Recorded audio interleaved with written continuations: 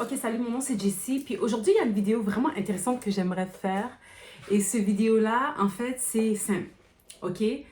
J'ai réalisé enfin que je suis littéralement haïtienne. Oui, c'est vrai, mais je suis haïtienne israélite. Haïtienne israélite.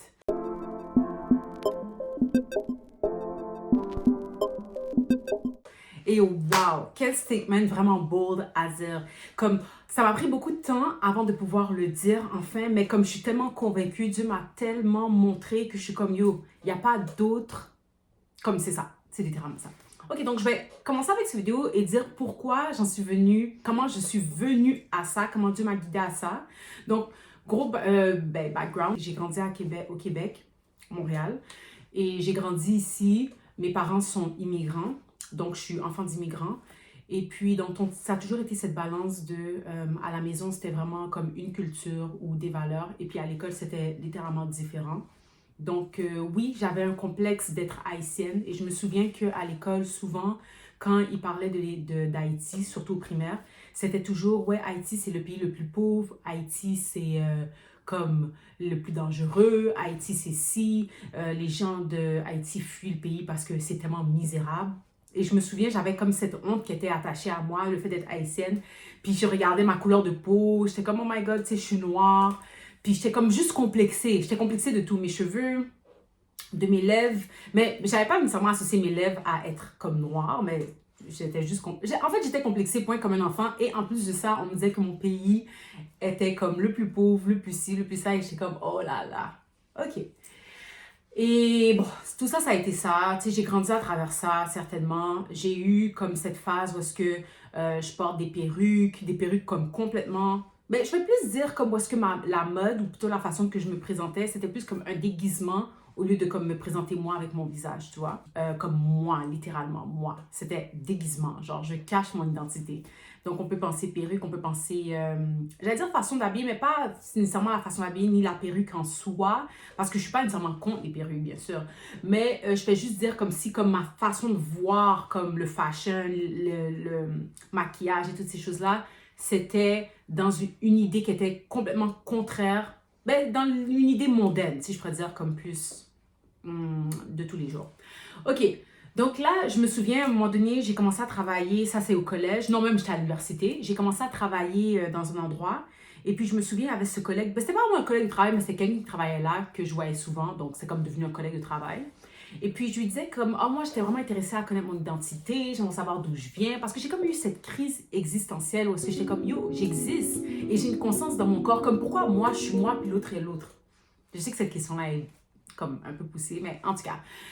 Donc, quand c'est arrivé, je me souviens, cette personne-là en particulier, ce collègue, il m'a donné un livre. Et je me souviens, ce livre-là, ça s'appelait The Egyptian.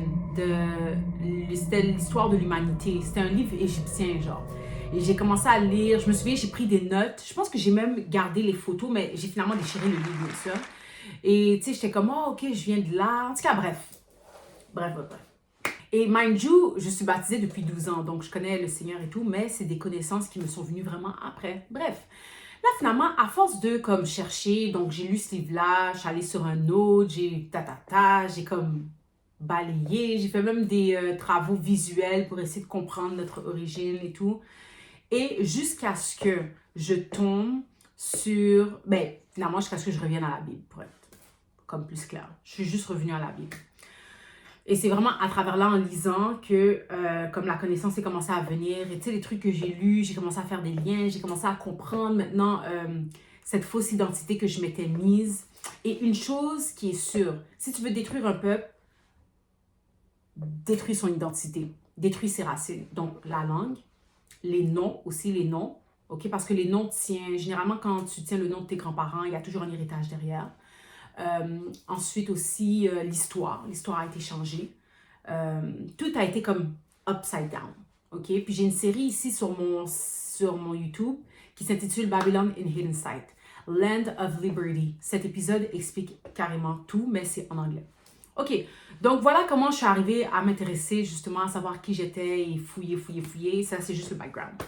Donc, je vais partager ce que j'ai trouvé. Il y a tellement de choses que j'ai trouvées, mais là, je vais vraiment comme focus sur les Haïtiens sont des Israélites et je tiens à ça, ok?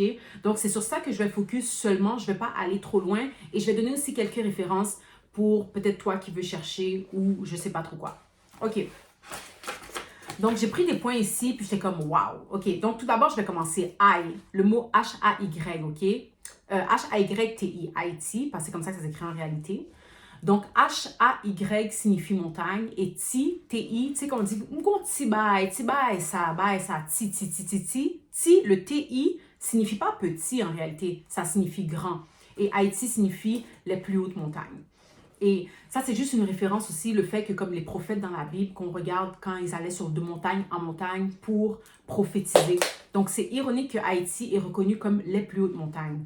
Et bien sûr, c'est dans le nom que ça le dit. OK. Et les noms ont toujours une signification parce qu'on va réaliser que, exemple, si on veut, dans la Bible en tout cas, comment le Seigneur a fait les choses, quand il a permis à Adam de nommer les animaux, tu remarques que les noms des animaux ont un lien avec le caractère des animaux. Et maintenant, le nom des hommes, comme exemple Adam, qui dit vient du sol, Ève, qui dit mère de toutes les vivants. Donc, les noms pour les humains, c'est relié à leur mission sur Terre, comme ça a un lien avec la mission.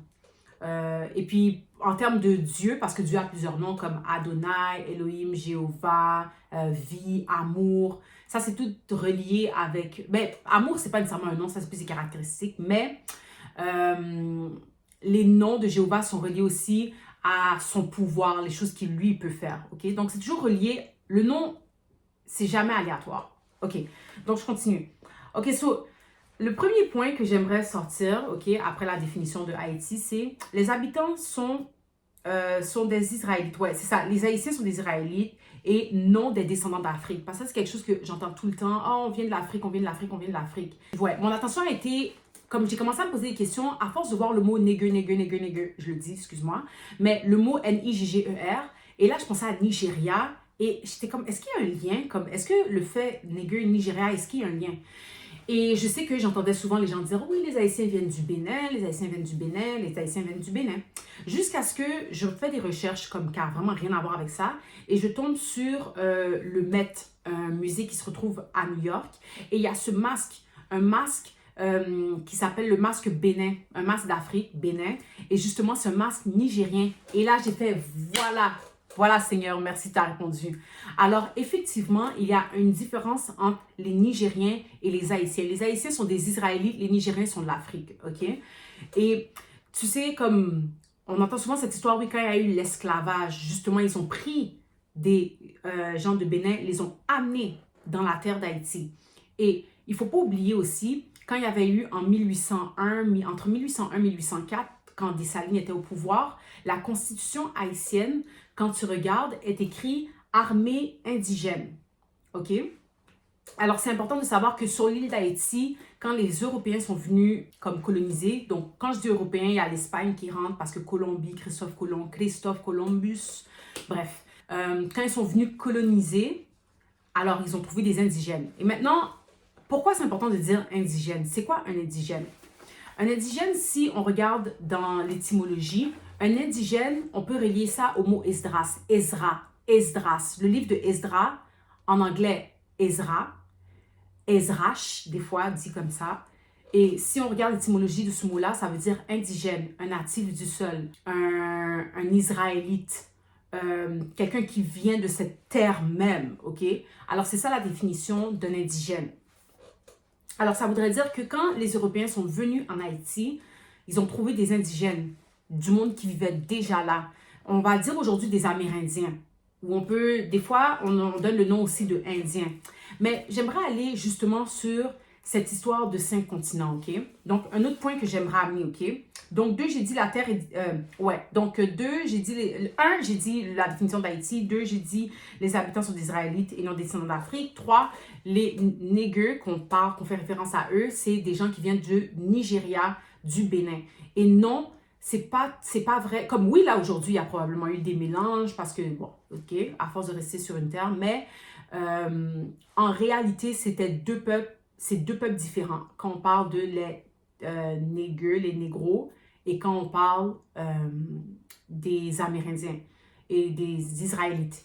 Et comme Jésus avait été décrit, il a la couleur airain, comme plus rouge, une couleur rouge, ok?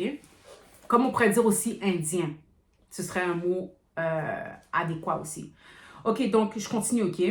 Donc une autre affaire que Dieu m'a fait réaliser, c'est que la Terre est divisée en 3 et non en 5, ok? Donc plus jeune, quand j'étais à l'école, on disait, oui, la Terre, il y a 5 continents. Ben, en fait, on disait qu'avant, tout était 1. Là, après ça, il y a des divisions et puis éventuellement, il y a eu 5. Comme un peu la théorie de l'homme qui était un singe et puis qui a évolué. OK? Et puis là, maintenant, la question serait, OK, mais pourquoi maintenant, il n'y a pas d'autres continents qui se forment? Là, ils vont dire, ah oui, on a trouvé un nouveau continent. Mais bref, l'ironie des choses. Mais je veux revenir à ça, OK? Donc, c'est pour, la Terre est divisée en 3 et ça a été divisé en 3 parmi les fils de Noé. Après le déluge, dans le fond, c'était Sem. Sem, lui, il a l'Asie, ok, qui est située à l'Orient. Japhet, qui a l'Europe, ok. Et puis, finalement, Ham ou Cham, qui a l'Afrique, ok, qui serait peut-être le père des Nigériens, ok. Mais en réalité, c'est ça que tu réalises qu'on vient tous de un, mais anyway. So, l'Amérique, ça voudrait dire, parce que quand on regarde, quand c'était divisé avant, dans le fond, il y avait 3 continents. 3 continents, donc il y avait l'Afrique, ok, qui est majoritairement, qui tient l'Égypte et qui tient bien sûr l'Éthiopie, etc. Ensuite, tu as l'Asie, qui tient la Chine, qui tient les Indiens, qui est israélite, l'Israël en fait, ok. Et puis, qui a aussi la Chine, bien sûr. Et finalement, il y a l'Europe, qui tient bien sûr l'Espagne, qui tient la Russie, qui tient la France, Magog, en gros. OK. Et bien sûr, Septentrion, ce serait considéré comme le nord, OK? Donc, je vais montrer une photo de la map pour mieux expliquer, comme ça, ce sera plus simple. Maintenant, je continue, OK? Une autre chose aussi qui m'a fait réaliser que Haïti est effectivement, on est des Israélites, c'est créole. Créole. Alors, tu sais, il y a eu changement de nom, changement de ci, changement de map, Mais le mot créole, si on regarde c'est quoi le mot créole, créole veut dire rejeton. Et on sait que la tribu de Juda, excuse-moi, c'était les rejetons de David. Donc ça, c'est un autre élément qui montre que effectivement, créole veut dire rejeton. Rejeton de David. OK? Voilà un autre indice. Et aussi, j'aimerais ça revenir aussi sur les 3 continents, les 3 parties, Asie, Afrique, Europe. Et maintenant, ce nouveau monde qu'on dit, où est-ce qu'il y a 5 continents. Donc, ils ont rajouté l'Amérique qu'on connaît. Et puis, finalement, l'Océanie, où est-ce que se trouve l'Australie. OK. Mais j'aimerais dire, OK, la division des continents est arrivée un jour, en fait la veille de la Première Guerre mondiale. Donc c'est Pierre de Coubertin qui a comme lancé la cérémonie pour les Olympiques. Et puis dans le fond, les Olympiques, donc on connaît le logo des Olympiques, c'est 5 cercles, ok, qui sont considérés comme des rings, des bagues, ok, 5 bagues, ok. Et puis dans le fond, les 5 bagues représentent les 5 continents. Donc le logo des Olympiques et les 5 continents sont complètement reliés.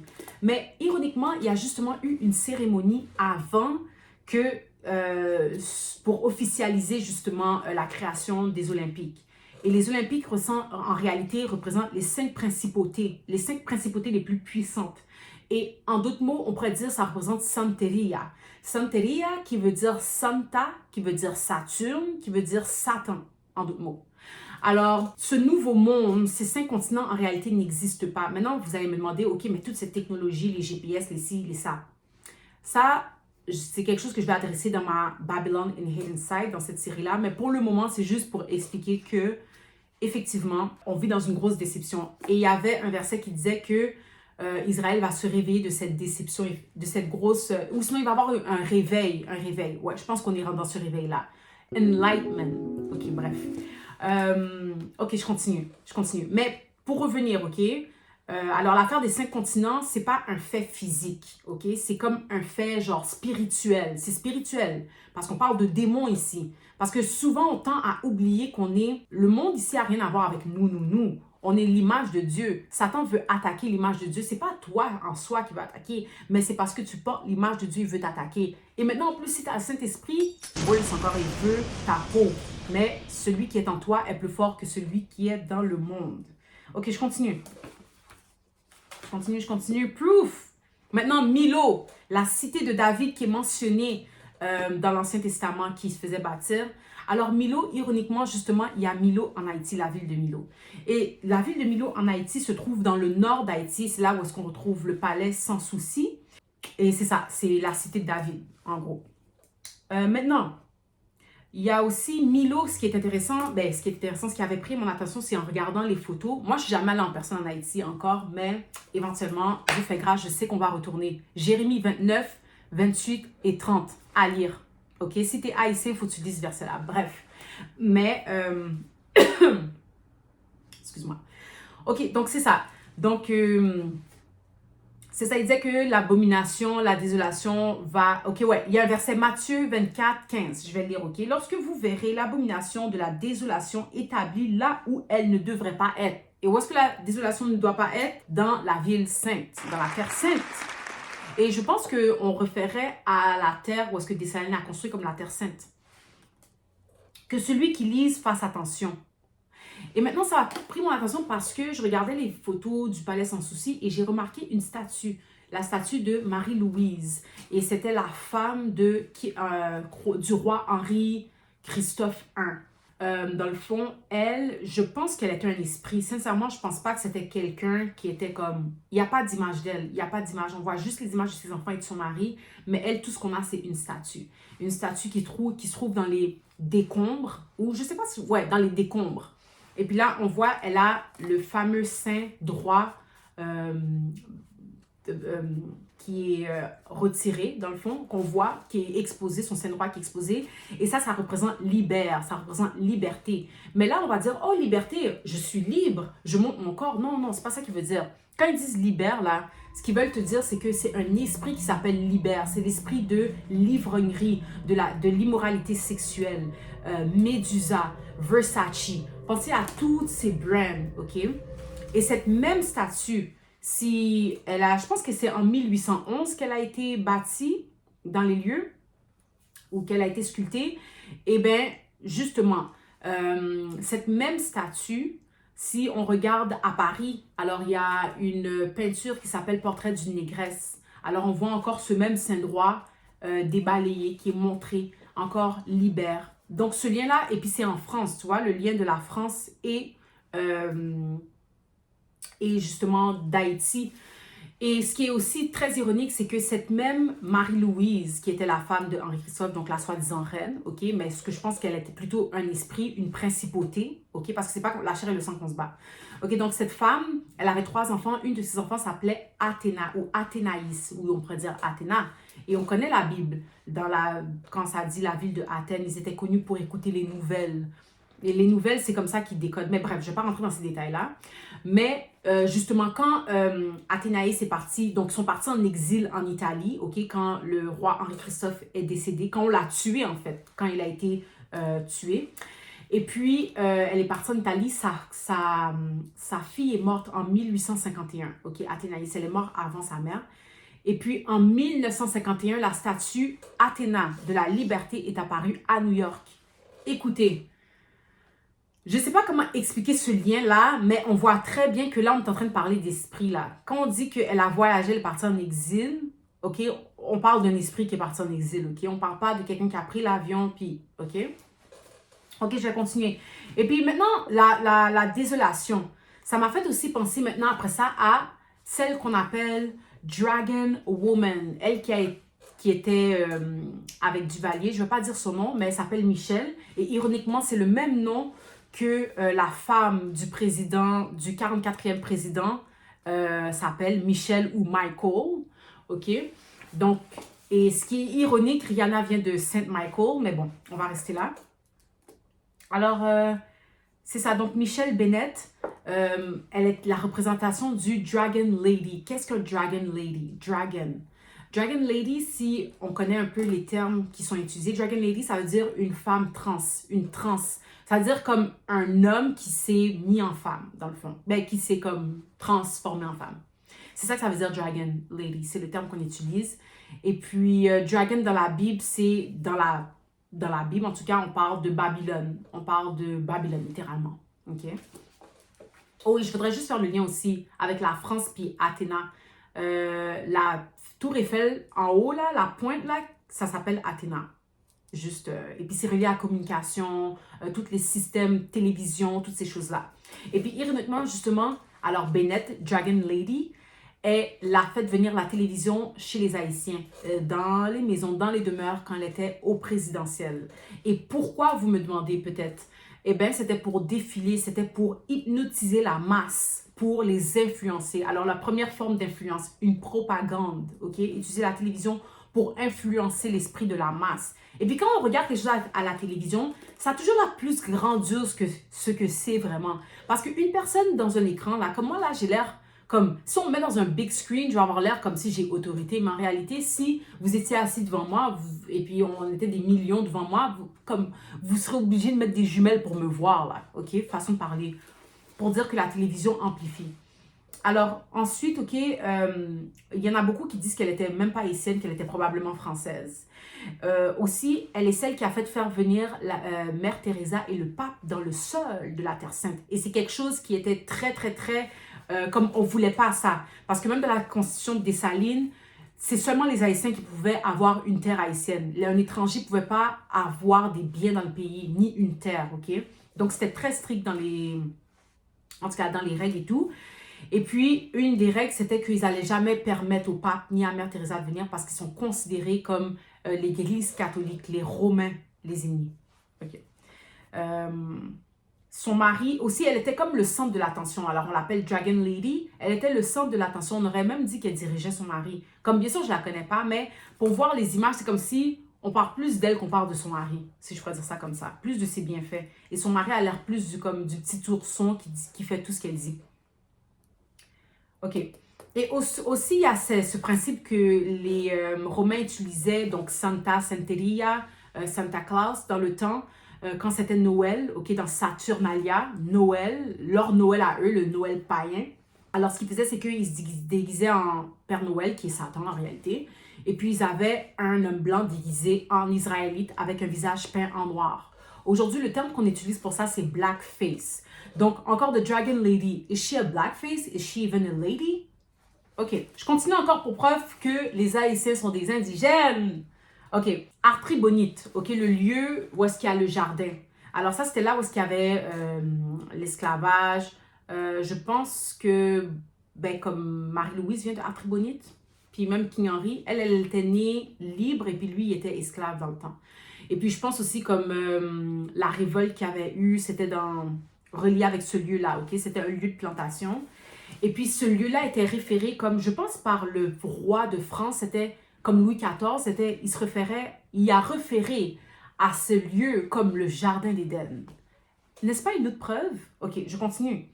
Maintenant, l'Amérique centrale, ce qui est vraiment ironique, parce que si on parle de l'Amérique centrale ou si on parle le centre de l'Amérique et puis le centre de, exemple, Europe-Afrique, le centre de l'Amérique, on va dire, c'est le Mexique. OK, on va dire Mexique, puis comme la ligne d'Afrique, là où est-ce qu'il y a comme l'équateur.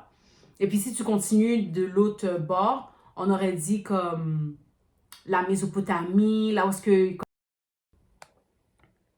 OK, donc c'est ça. Donc, on parle aussi de la Mésopotamie, donc la Mésopotamia, qui est comme de l'autre bord, mais on se rappelle qu'il y a 3 continents et non 5. Mais ironiquement, j'ai trouvé que l'Amérique aussi, on a un Mésoamérica. Et qu'est-ce que Méso veut dire? Beyond two rivers. C'est quand tu es entre 2 rivières. Donc, on sait que pour une ville, c'est très important d'avoir des rivières parce que c'est bien sûr très important pour le commerce. Surtout quand tu exportes, que tu importes, OK? Et c'est ça, pour les traversiers. Ben, c'est ça, pour le mouvement des choses, OK? Pour revenir à la tribune. Donc, ce lieu était par King Henry. Non, le roi... En tout cas, je ne sais pas pourquoi, mais le roi français, dans le temps, était appelé le Jardin d'Éden. OK. Oui, c'est ça. L'Amérique centrale, ouais, c'est là que j'étais. OK, la Mésopotamie, donc c'est ça. Maintenant, la description de Jésus. Donc ça, je trouve ça intéressant. Donc 2 fois, je pense, dans Daniel, dans l'Ancien et dans le Nouveau Testament, il y a eu la description de Jésus, donc 2 prophètes. Et donc, il décrivait ses cheveux comme du wool, donc comme de la laine, OK, blanche. Et puis, sa couleur de peau comme la couleur de l'airain, donc rouge, ok? Donc, tu sais, ce teint rouge-orange, là, les Indiens, comme les Indiens exactement. Donc, ça voudrait dire que les indigènes sont des Indiens, ok? Ils disent Amérindiens. Yo, tout ça, ça veut dire que c'est des termes inventés. C'est des termes inventés pour nous amener loin de notre vraie identité. Et la vérité, c'est que l'identité est importante, oui, parce que comme ça m'a fait me voir sur une nouvelle lumière et j'étais comme, waouh, toutes ces histoires qui m'ont été racontées. En fait, rien m'a vraiment été raconté, mais plutôt tout ce bâchage-là, en fait, en réalité, n'était qu'un mensonge. Tu ne seras pas la tête, tu ne seras pas la queue, mais la tête. Et là, c'est littéralement ça. Et c'est comme, on a eu honte, on a été humiliés mondialement, mais finalement, tout ça pour réaliser que c'est nous, Israël. Ok, je continue. Euh, c'est ça, donc la description de Jésus. Maintenant, un autre point encore. Maintenant, la description de la fille israélite. Ok, donc si on prend Cantique des Cantiques, alors, alors ça dit, ne prends pas garde à mon teint noir, c'est le soleil qui m'a brûlé. Et ça parle des cheveux comme des troupeaux de brebis. Les brebis, justement, la laine. Ok, donc c'est ça. Et je trouve ça vraiment fou. Et aujourd'hui, on appelle ça cheveux crépus. On a toutes sortes de mots pour parler de ça, mais ici, c'est décrit comme des cheveux, des laines de mouton. Et aussi, elle est décrite, là, cette même fille israélite, elle est décrite avec des perles au cou. Et on sait que le nom de Haïti, c'est la perle des Antilles. Et perle symbolise beauté, ça symbolise quelque chose de précieux, ok? La terre sainte. Israël, c'est la terre précieuse pour Jésus.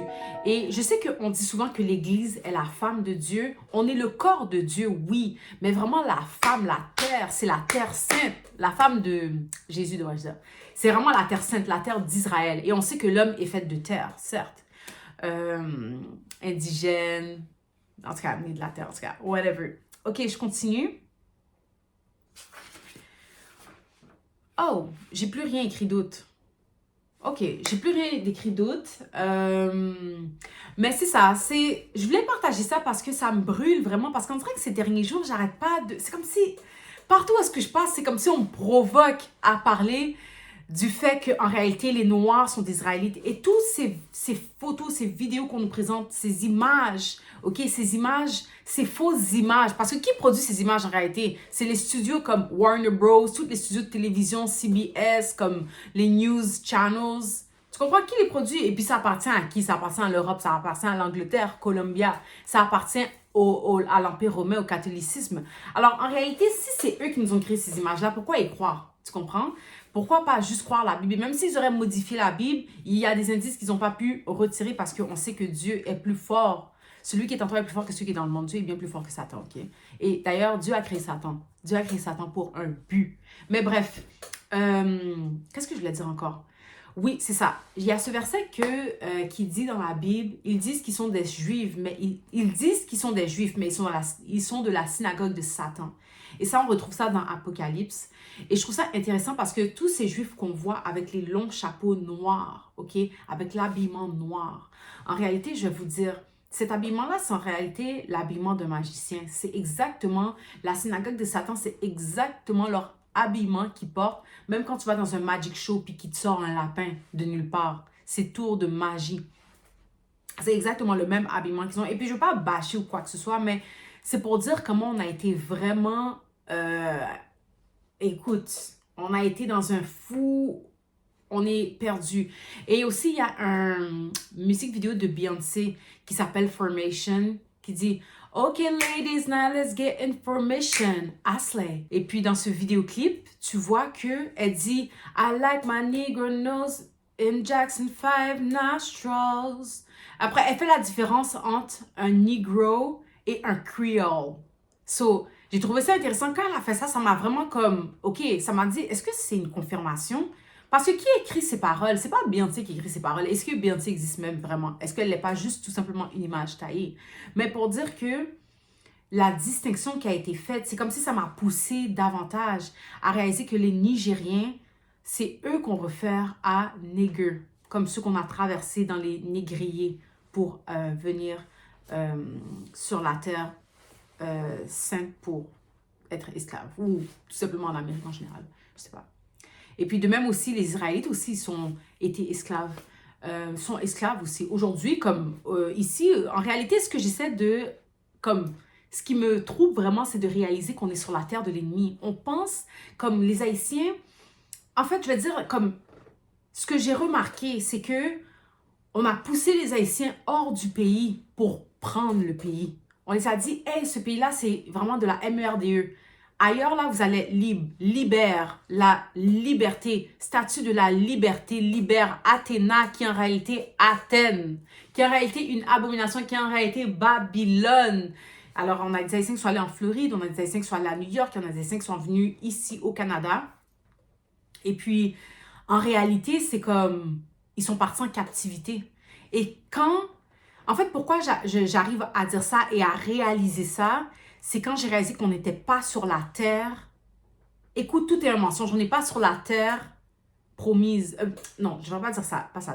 C'est pas la terre sainte ici. La terre sainte, c'est ce qu'ils appellent la terre maudite qui est Haïti, ok, qui est comme la terre soi-disant la plus dangereuse, soi-disant X, Y, Z. Pourtant, c'est la terre, l'une où est-ce qu'il y a le plus d'enfants. En tout cas, ils sont très riches en enfants. Et on sait qu'une façon pour savoir si Dieu bénit, c'est regarde si il y a le peuple qui enfante, si les enfants continuent à venir. Et je sais qu'une chose qu'ils aiment comme attribuer aux pauvres, et puis quand ils disent aux pauvres, en réalité, ils parlent de la structure de Dieu, le système de Dieu, les enfants, la production. Ils aiment dire, oh, eux, ils aiment toujours faire des enfants. Eux, là, ils sont pauvres parce qu'ils aiment faire des enfants. Maintenant, ils nous font croire qu'avoir des enfants, c'est une dette, alors qu'en réalité, c'est une bénédiction. Le monde est à l'envers. Mais bref, je vais lire Jérémie 29 parce que c'est un des versets vraiment étrangement un matin. J'étais comme, ok, il faut que je lis ma Bible, bien sûr. Puis j'étais comme, il faut que je fasse un effort. Et j'ai juste j'ai ouvert ma Bible. Et je suis tombée sur Jérémie 29. Et c'est dans un moment où j'étais un petit peu back and forth. J'étais comme, Dieu, je sais que tu m'as dit ça, mais on dirait que comme, j'étais pas vraiment sûre. J'étais comme, est-ce que j'aimerais ça faire cette vidéo, mais, tu sais, bref, ça c'était juste la cerise sur le gâteau parce que c'est comme s'il parlait, puis je pouvais voir les prophéties, cette prophétie-là en train de s'accomplir. Ok. Donc, c'est le livre de Jérémie. Je ne vais pas tout lire au complet, mais je vais vraiment comme juste résumer, ok? Ok, donc. Parce que j'ai trouvé ça vraiment beau aussi, parce que Dieu m'encourageait en même temps m'exhorter. Ok, je vais lire, je vais commencer 29 à partir de verset 4, ok? Ainsi parle l'Éternel des armées, le Dieu d'Israël, et tous les captifs que j'ai emmenés de Jérusalem à Babylone. Ah, en passant pour le mot indigène, peut-être quelqu'un va dire, ah ouais, mais le mot indigène est où dans la Bible? Je vais juste donner les références pour ça. Donc, le mot indigène, ok? Parce que Dieu réfère au peuple d'Israël étant indigène. Donc, c'est sûr, on va trouver ça dans le livre de Nombres.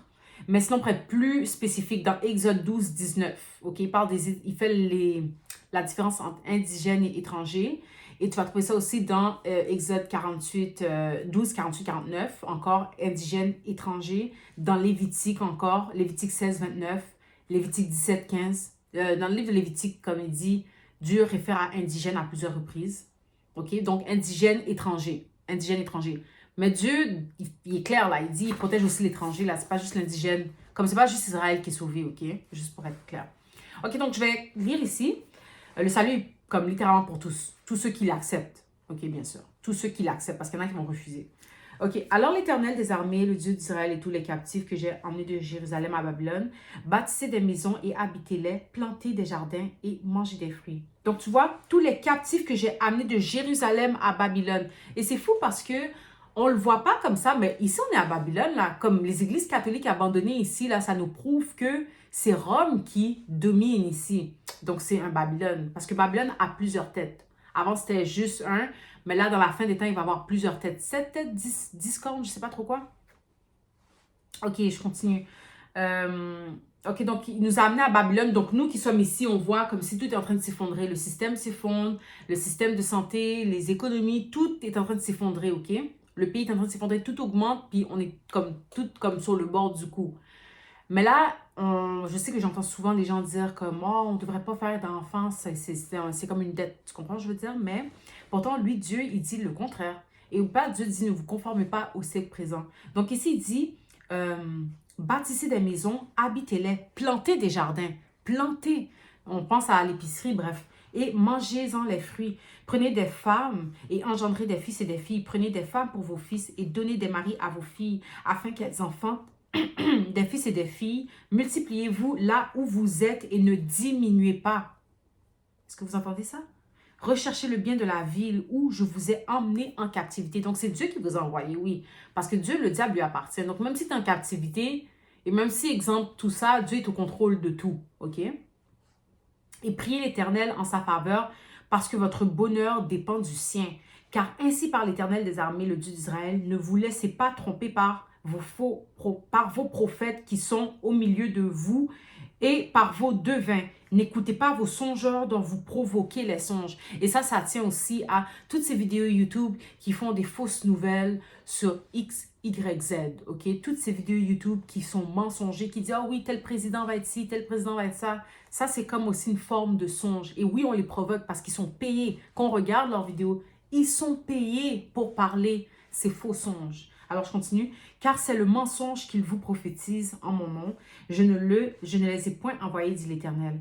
Mais vous, voici ce que dit l'Éternel. Dès que 70 ans seront écoulés pour Babylone, je me souviendrai de vous et j'accomplirai à votre égard ma bonne parole en vous ramenant dans ce lieu. Parce que Dieu gaspille rien. Oh, un autre truc aussi que je voulais mentionner. J'avais parlé du jardin d'Éden, du lieu Jérusalem et tout. Mais j'ai l'impression que le Seigneur me... Je sais pas, je lance ça. Peut-être quelqu'un qui écoute cette vidéo aura la réponse. Mais le jardin d'Éden est exactement là où Jérusalem est. La même terre sainte que là où le Seigneur a planté le jardin. Parce que Éden signifie présence être dans la présence de Dieu. Mais là où ce qu'il a planté, c'est aussi là où se trouve Jérusalem. C'est le centre. Et ce que je pense aussi, c'est que parce qu'il a donné cette notion où est-ce que c'est là où est-ce qu'il y a le soleil levant, le septentrion, le soleil levant. Donc, il a dit ça pour Jérusalem, mais il a dit la même chose aussi pour le jardin d'Éden qui était placé au soleil levant du côté de septentrion. Ok, je continue. Car je connais les projets que j'ai formés pour vous, dit l'Éternel. Waouh, j'aime ce verset. Projet de paix et non de malheur afin de vous donner un avenir et une espérance. Tu vois, ce verset, je le connais, mais là, mis dans le contexte, c'est comme, oh Seigneur, c'est actuel. Comme là, on regarde, on est dans le désespoir depuis la soi-disant COVID qui en réalité était un chant démoniaque. Black Lives Matter. De quel black? On parle de ténèbres, guys. On parle de l'antichrist comme tout ce qui est hors de... la volonté de Dieu. Et pourquoi depuis tout a changé? Depuis maintenant, c'est comme si ce chant-là a évoqué des esprits de drogue, des esprits de suicide, l'esprit de... Et puis si on regarde aussi même les histoires, à chaque fois qu'il y a le Black Lives, comme les Black Panthers, le Gender War, les riots, ce qu'il y avait eu à New York, Stonewall, tous ces événements-là marqueurs avec le point levé, ok? C'est toujours suivi avec maintenant une culture qui se dégrade, soit la drogue ou sinon l'homosexualité, non, l'immoralité sexuelle. Je ne vais pas juste dire l'homosexualité parce que l'immoralité, ça va plus loin que l'homosexualité, mais il y a des esprits d'homosexualité qui ont été éveillés. Et même moi, j'ai eu cette surprise après la COVID. Je suis sortie 1 an plus tard et j'ai vu la vie là complètement changer. Et bref, je continue. Alors, on peut voir que comme si, oui, ces choses-là ont vraiment des effets. Comme le même chant qui a été chanté pour les Olympiques, c'est ce même esprit qu'on voit. Et d'ailleurs, le drapeau des Olympiques, là, vous pensez que quand on dit les gars pour compétitionner avec des filles, on pense que c'est juste, ah, mais c'est juste un petit truc de compétition. Non, non, c'est spirituel aussi, c'est spirituel. C'est pour ça maintenant, on voit les faits. On voit les faits physiquement, on le voit manifester physiquement. Tout ça, c'est spirituel. C'est pas juste une question de compétition d'Olympique. Et d'ailleurs, qu'est-ce que les Olympiques représentent? Les 5 principautés. Santeria, Satan, Santa Claus. Et qui, bien sûr, le temps de Saturnalia, le 31 décembre, eux, ils sacrifient des enfants. OK? Ils ne sont pas en train de fêter la naissance de Jésus. Ils sont en train de sacrifier des enfants, eux. C'est un autre comme... En tout cas, je continue. Ils sacrifient à Baal, probablement. Vous m'invoquerez et vous partirez. Vous me prierez et je vous exaucerai. Donc, le Seigneur promet qu'il va nous exaucer, toi. Il nous promet. Il va y avoir un autre exode qui s'en vient. Ok, vous me chercherez et vous me trouverez si vous me cherchez de tout votre cœur. Alors, cherchez l'Éternel. Je me laisserai trouver par vous. Je ne vais pas le lire au complet. Je pense que vous devriez le lire. Donc, si tu regardes cette vidéo, c'est ton mandat. Ça veut dire que c'est ton mandat de lire Jérémie 28. Maintenant, Ah, je pense que je viens de lire Jérémie 29 en réalité. Si je vais à Jérémie 28. Ok. Donc, Jérémie 28, ça dit, ainsi parle l'Éternel des armées, le Dieu d'Israël. Je brise le joug du roi de Babylone. Donc oui, Babylone va tomber. Babylone tombe en ce moment. Parce que tout ce qui est anti-Dieu, tout ce qui est contre l'ordre de Dieu, c'est destruction. Comme quand Satan a influencé Yves à manger de ce fruit, c'était pour l'amener à la destruction de l'humanité, à l'image de Dieu. On est son image quand il a créé Adam et Ève. Mais là maintenant, en plus, si tu es l'enfant de Dieu, par le biais de Jésus-Christ, à cause du sacrifice, là, c'est sûr, il veut te détruire encore plus. Et sans plus, tu es un juif. Quand on parle de Hitler, on vous parle de Hitler qui détruit les juifs. Ils sont en train de parler de nous. C'est juste que nous, on a comme un voile dans les yeux. On n'arrive pas à voir que c'est nous, Israël. On ne le voit pas. Nous, on pense qu'on parle des autres qui sont les Européens qu'on voit. On ne réalise même pas que c'est des Européens. On pense que c'est eux. Mais c'est de nous qui parlent. C'est de nous qu'on voit cette affaire de guerre d'Haïti. Maintenant, regarde, de guerre en Israël. Regarde qu'est-ce qui se passe en Haïti. C'est de ça qu'ils parlent. Mais ils font croire qu'ils parlent de... En tout cas, mais c'est une déception terrible. Alors, c'est ça, pour brouiller quelqu'un, enlève-lui son identité. Mais c'est comme Dieu, quand tu trouves ton identité en Christ, t'es inarrêtable. T'es inarrêtable. Quand tu comprends la puissance que Christ a, t'es inarrêtable. La puissance du Saint-Esprit, ce qui est en moi est plus fort que celui qui est dans le monde. En tout cas, mais je vais m'arrêter ici. Donc, lis Jérémie 28, 29, 30. Et ça dit, faites attention aux faux prophètes. Ouais, ça parlait dans 28 de faire attention aux faux prophètes. Maintenant, là, on est dans la guerre. Et puis, je pense que ça expliquait que le prophète, pour le reconnaître, là, celui qui vient de Dieu, le seul qui vient de Dieu, c'est il va parler la paix. C'est la paix. Il va pas être là à dire oui, on devrait faire ci, on devrait faire ça, bâti, ta, ta, ta, ta, ta, ta. Non, c'est la paix qu'il va chercher. Et la paix, bien sûr, c'est la bonne nouvelle en fait grandement partie. Parce que ça, c'est l'espoir, mais la paix sur terre est possible quand on a le Saint-Esprit, avant qu'on monte au ciel. C'est pas juste au ciel qu'il y a la paix. Dieu peut te la donner sur terre aussi, ok? Sa main n'est pas trop petite pour délivrer. Donc, c'est ça. Que Dieu vous bénisse. Oh my God, cette vidéo était longue. J'aurais pu même la faire plus longue, mais il fallait que je la fasse, c'est sur mon cœur.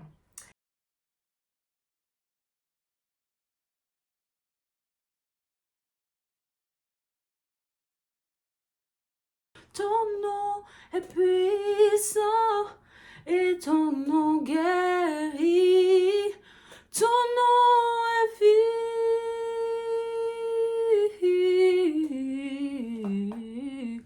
Tu brises les chaînes, tu perces la nuit, consume tout.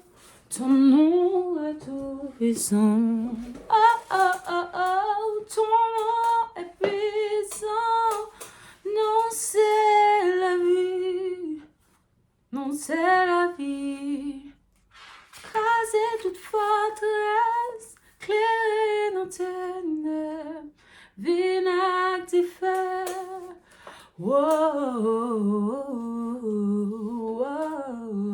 Ton nom est puissant et ton nom guérit.